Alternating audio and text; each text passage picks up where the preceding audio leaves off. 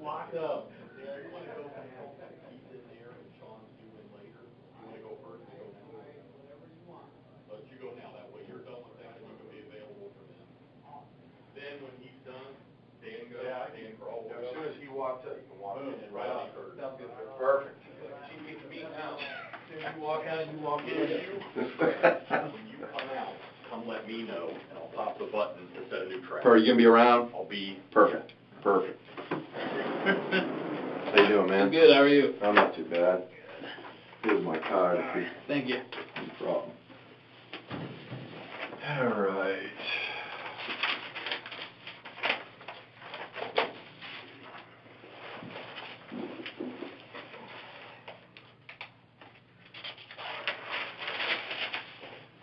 And your name is Detective Piasecki, P-I-A. Hang on one sec.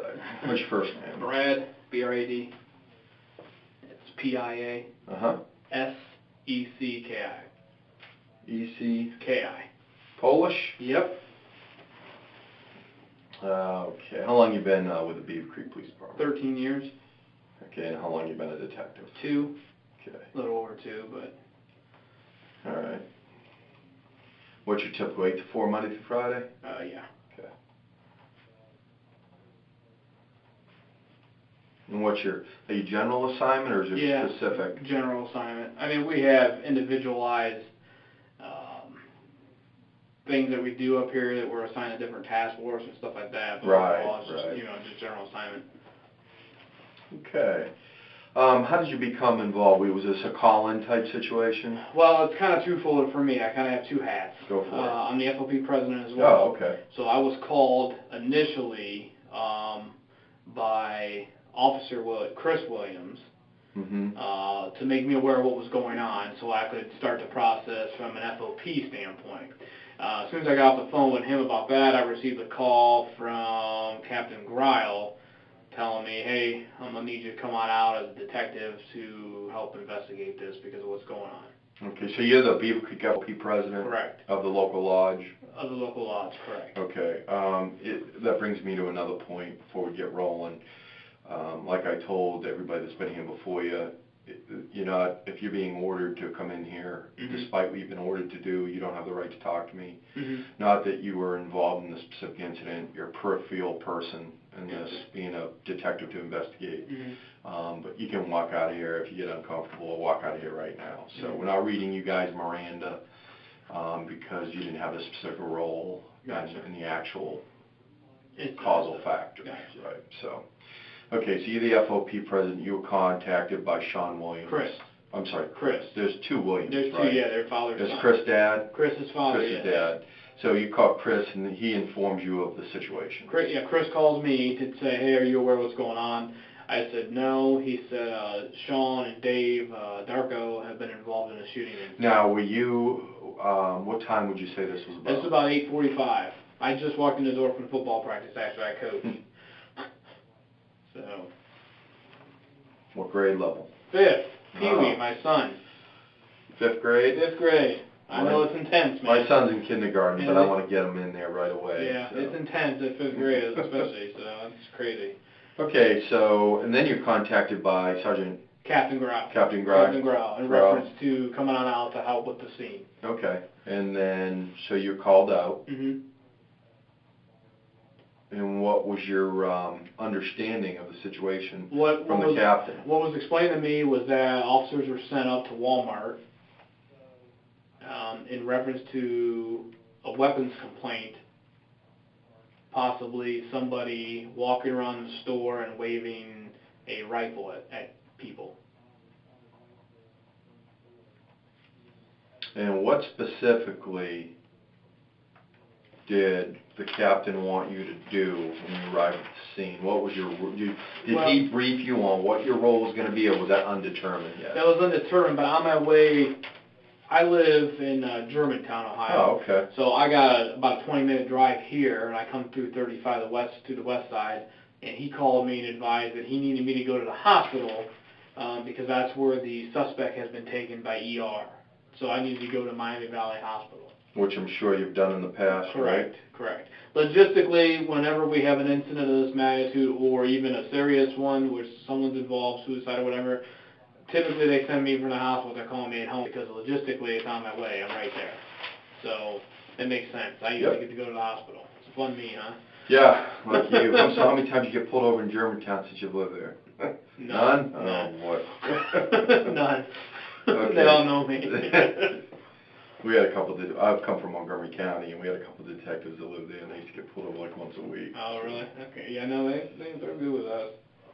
Okay, so, you go, you're briefed, you go to the hospital. Is he already there when you get there? Yeah, I was told that Officer Matt Stahl would be there, and to get with him, and the subject's name was S-T-U-L-L. yes. And the subject's name was John Crawford, and he was taken into the ER. With, obviously, gunshot wounds. Yeah. Okay, and then what? As I get there, medical staff advised they're currently working on him. So he's in surgery. He's in the ER, in the emergency room, being worked on. I am outside speaking with Officer Stahl, and kind of just trying to get a little bit of information on what took place. Did Stahl say to you that the person who was shot made any statements in the medic? No, he wasn't riding in the medic. He followed. Okay. And I did ask some of the medics if he said anything, and they said no, not to them. Okay. So. All right, so they're working on him. So your role is just kind of stand by right now. Stand by and see what's going to happen. If he's going to make it, if he's not going to make it. Were you instructed to collect his clothes? I wasn't instructed, but the clothes that he came in with, they cut out. It was his boxers, 2 pairs of socks, 2 shoes, and they were put in a bag, sealed, and given to the Miami Valley Police, Miami Valley Hospital Police. And then they went ahead and turned it over to me, gave the chain of custody to me. I signed for him. I took possession of it. So what clothing he had was turned over to you? Correct.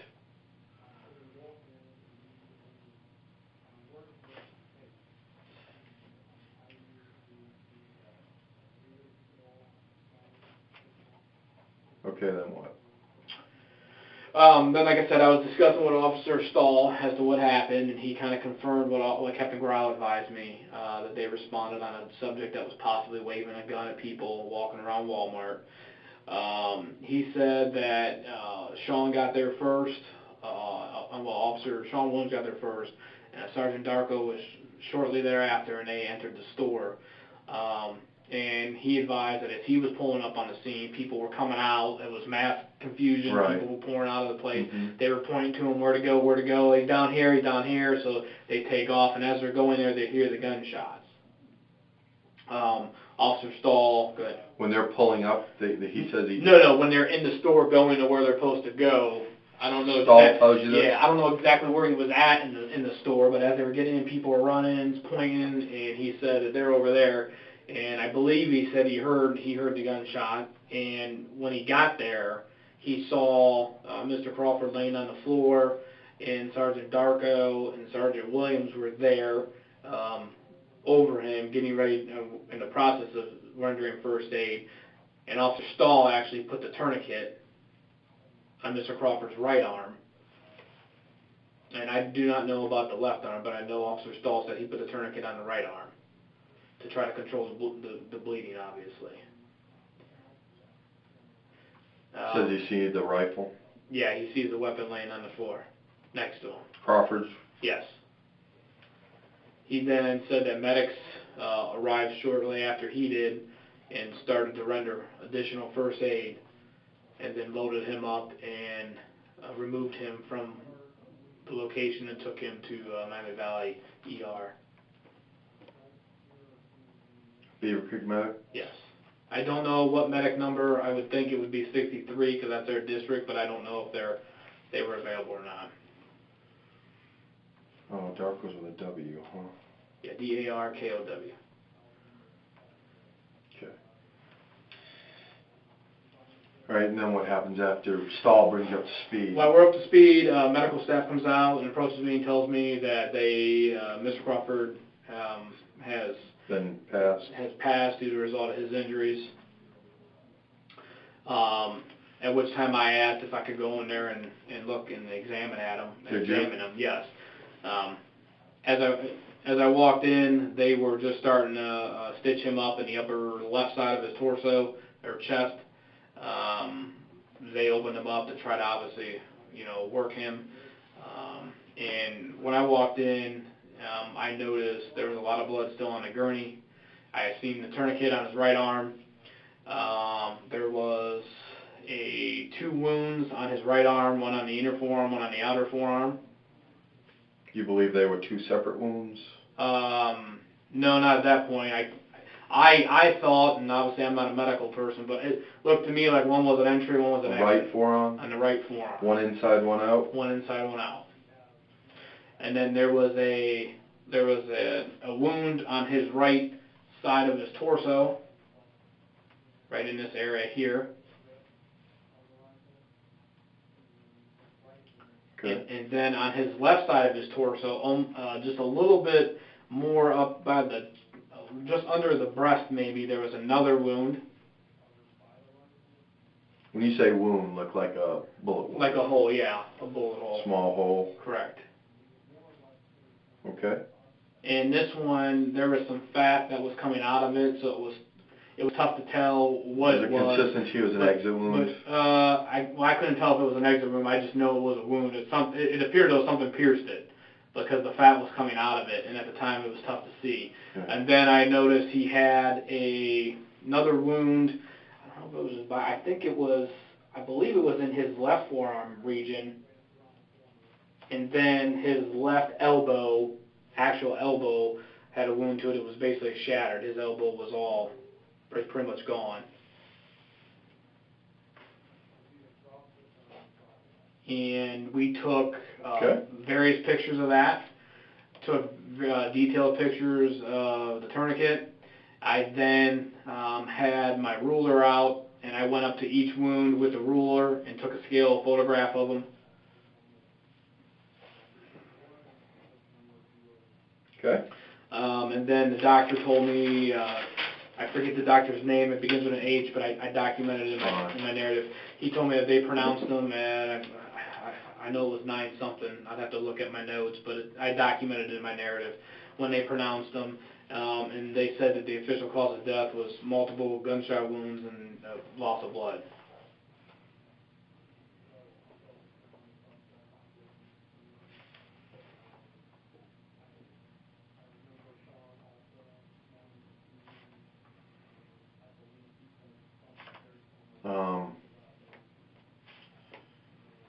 Okay, go ahead.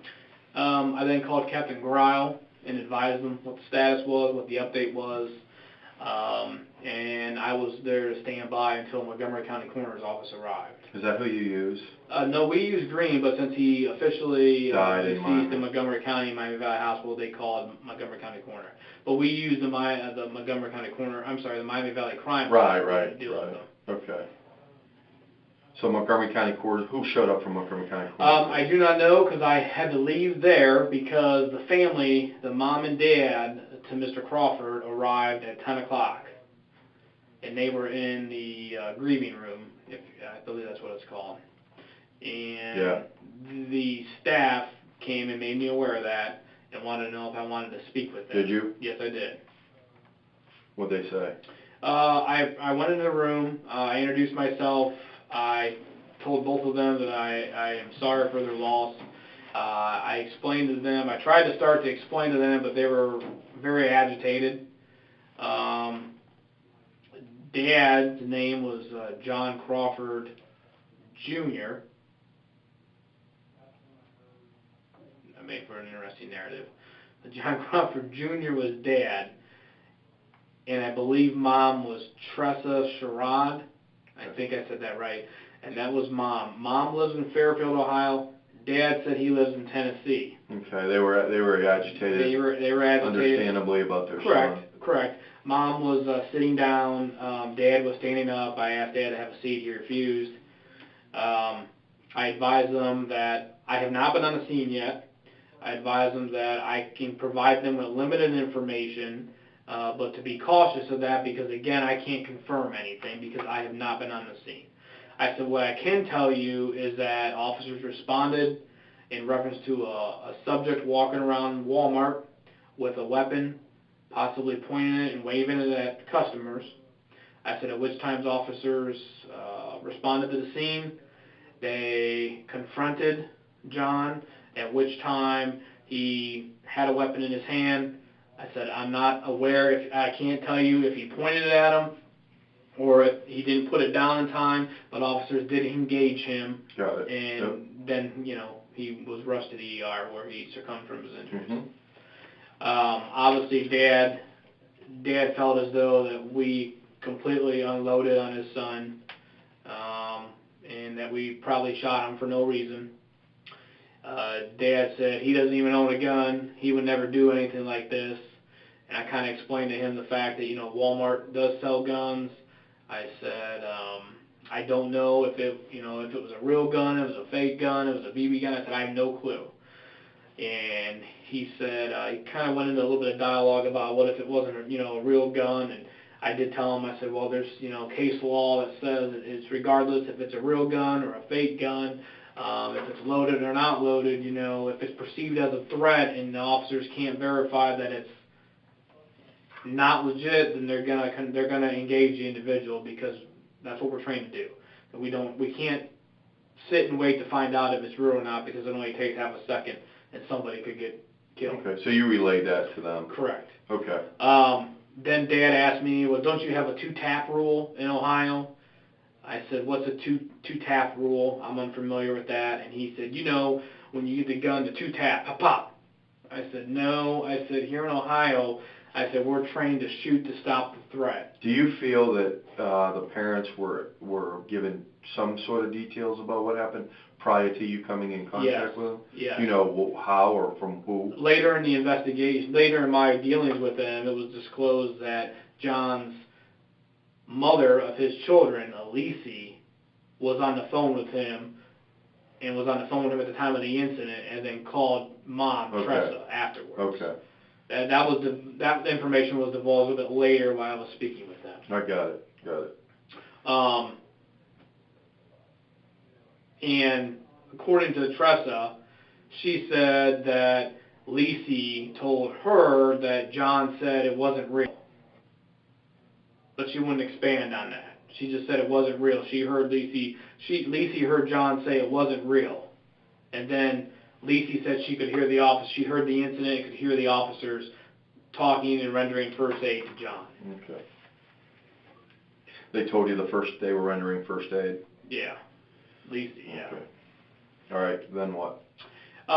Then Dad was very adamant about wanting to see the body. He's wanting to see his son. We advised them that the coroner's office has removed the body, that we don't have any say into that. We can't, do that. He then sat down. I gave them both my business card. I wanted to speak a little bit more at length, try to get a timeline as far as what was going on. I explained to them that I want answers as much as they want answers to figure out what was going on. Right. They told me that that Mom brought John up to the Cincinnati Premium Outlets located in Monroe, off 63, and dropped him off there. And Tasha, which is Mom described as a female friend, came and picked him up. Mom said that she left John just standing there and left. Tasha wasn't there yet. Mom said she got back on the road to go back to Fairfax, Ohio, 1 and 2, and called Tasha to make sure that she was finally there and picked John up. Tasha said she did, and they were heading to the Fairborn area for a barbecue. Neither Dad or Mom knew where Fairborn was. According to them, they were just supposed to go to a barbecue, and they were in Fairborn, Beavercreek, or the Beavercreek, they were in a Walmart at Beavercreek to buy items for this barbecue. And I said, okay. I said, so... Sorry. That's okay. I said, so, let me get this straight. I said, Lisi is the mother of John's babies, correct? And girlfriend? And they told me, yeah. And I said, and he's going up to Fairborn, Ohio with a female friend. And why is he not staying with, Lisi? And they refused to answer. All right. So you documented your conversation Correct. with the parents, correct. and you're investigating your supplemental report. Correct. Okay. Correct. What did you do after you met with the parents? After we started talking, like I said, I tried to get that timeline, and then the parents completely shut down. I tried to talk about John's history, any criminal history, any drug use, any psychological issues, any alcohol, just nothing. We don't feel it's relevant. We're not talking to you anymore. Okay. It ain't relevant. We're just going to get an attorney. They did establish a timeline about the mall, though. The outlet They mall. did, but they didn't give me a time. But they gave me, they did give me statements as to what took place, but they did not give me a time. Okay. So I don't have that. That's fine. After that, again, I gave them both my card. I wrote the number down to the detective section. I said, if you need anything, I said, and I mean anything, feel free to call me or email me. I said, I will get you as much information as I can. And I said, again, I'm sorry for your loss, but if there's anything we can do, just give me a call. And then I exited. Okay. And then what? Then I called Captain Grau and made him aware of that conversation, what took place, and he instructed me to head over to the scene because they were in discussions. He was in discussions with the chief. We were going to have BCI come out to process it, your evidence response team, and then he was still debating whether or not we were going to have BCI handle the investigation or not. Okay. What was the mother's name? I know you told me. Well, do you remember? Do you know how to spell it? I think it's Tressa. I got it in my narrative. I think it's Tressa. And her last name? Sharod, Sharod, or RROD, one of the two. Again, I wrote it down. It's in my notes or my statement. And we got Dad's name is John Crawford Jr. John Crawford Jr. Yes. Okay.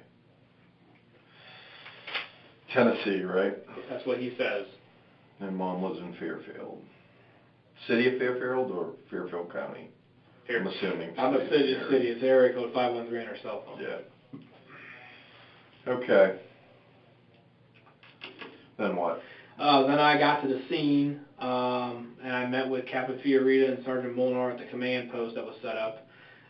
They kind of briefed me a little bit, and they sent me over to the main entrance where Detective Lindsay and Detective Crawl were standing outside. And I met with them, the Chief Evers, and I met with our Assistant Prosecutor Suzanne Schmidt, and the Prosecutor's Office Investigator Fred Meadows. And basically we just talked as far as, if we were going in to do evidence, what we're going to do, who'd be responsible for what. They advised me that they've seen the video of the incident. I have not. That's fine. So I never actually went into the store. I never saw the scene until the very end when we were getting ready to leave. We walked in with BCI's evidence team, and they wanted us to do a real quick sweep of the aisles to make sure we didn't that people didn't leave wallets and purses laying out, because Captain Grau found a wallet laying there that belonged to somebody. When they were running out, they must have lost it or dropped it or something. So we did a real quick sweep throughout the entire store, looked at carts all over the place just to make sure that there was no one's personal belongings laying out, that we needed to get back to them in their rush to get out of the store as the incident was unfolding.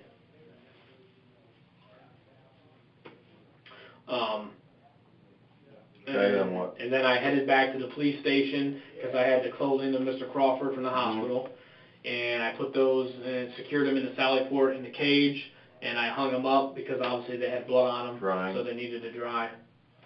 Okay, then what? And that was it. You interview anybody else? No, that was it. And what time would you say you got back here and ended your... I got back here about 2:45, 2:30. Yeah, about 2:30 in the morning.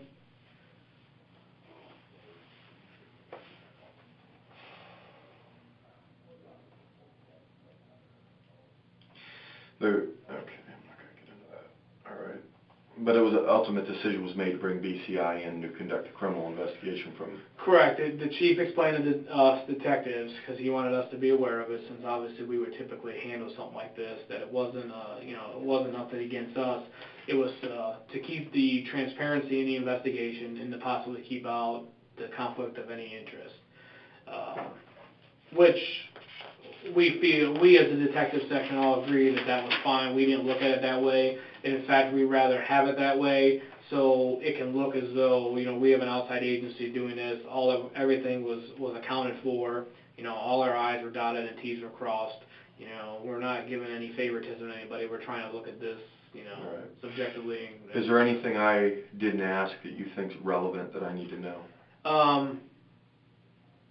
I did obtain a copy of Mr. Crawford's incident in North College Hill in 2013, that he was charged with robbery and receiving stolen property and with a weapon. I received a copy of that and went over that. He was ultimately not charged with it, but he was involved in an incident when him and 3 other black males rolled up on multiple subjects, and got out at gunpoint and robbed them. They were later stopped, and they all fled the vehicle. Mr. Crawford was found in an abandoned house. They subsequently interviewed him, and a couple of occupants of the vehicle said it was his gun. He denied having any involvement with it. Then he denied having any involvement that he knew any of the people in the car, but everybody that was interviewed in the car said that they've known Mr. Crawford since he was a kid, his whole life. So I obtained a copy of that from public records request, obviously. Just to kind of verify some of his criminal history that he's been involved in. Okay. So, but other than that, that's it. I printed off the pictures, and I did transcribe the ledger that Officer Stahl was keeping track of who was coming in and out. And you've provided BCI with your supplemental report? I provided it all to the captain, so whatever he had done with Excellent. it, yeah. Excellent. So. Okay. Interview is concluded at 10:47 hours. Okay. Thank you, Cool. sir. Hey, I appreciate it. You want me to go turn the thing off? Yeah, and then Okay, pop turn it right back on. on. Okay. All right. Let me go turn it off before you. Who's next? Dan, you're next? Yes, sir. Going good? Yeah, Yeah. I'm doing how long you worked in?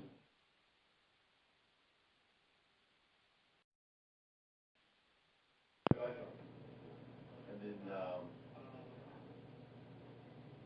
your name rings a bell. I was with Montgomery County Sheriff's Office for about 15 years. Okay. I worked violent crimes. Oh, okay. No, I The only one I've ever remember working here was Brown. Oh, okay. Yeah, and I've only been up here about April, permanently. We good, man? Yeah, all right. Someone call for me? Yeah, Sean's called. Okay, see here? No. Is there, hang on one Yeah, second definitely. real quick, is there a female agent back there? I don't know. Well, Yeah, he just called me 5 minutes ago, looking for you. I didn't talk to him.